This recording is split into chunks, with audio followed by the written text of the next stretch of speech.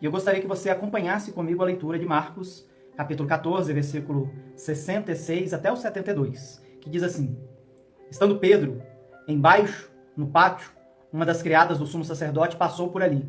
Vendo Pedro a aquecer-se, olhou bem para ele e disse: Você também estava com Jesus, o Nazareno. Contudo, ele o negou, dizendo: Não conheço, nem sei do que está falando. E saiu para o alpendre.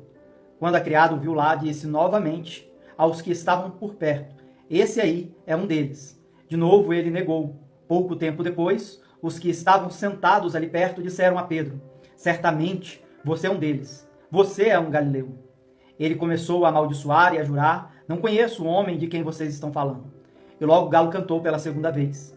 Então Pedro se lembrou da palavra que Jesus lhe tinha dito: Antes que 2 vezes cante o galo, você me negará 3 vezes. E se pôs a chorar. Estamos diante de uma passagem agora em que, após a prisão de Jesus no Getsêmani, pela traição de Judas Iscariotes, após os seus discípulos terem o abandonado, todos fugiram, diz a palavra, agora Pedro acompanha de longe os passos de Jesus diante dos seus acusadores. Pedro vai negar a Jesus por 3 vezes, apesar das advertências do próprio Jesus, e ele também vai chorar amargamente ao se lembrar das palavras de Jesus.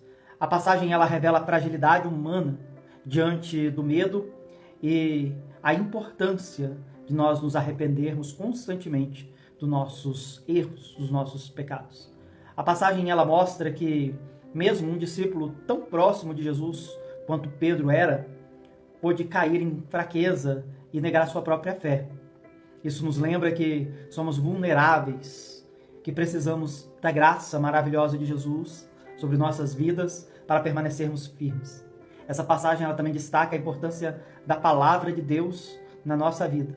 Isso é importante porque a lembrança da profecia de Jesus confronta Pedro com a realidade da sua falha, levando ele então ao arrependimento. Por isso ele chora profundamente. Isso nos mostra que a palavra de Deus ela tem poder para nos convencer dos nossos pecados, para nos guiar e para nos fortalecer.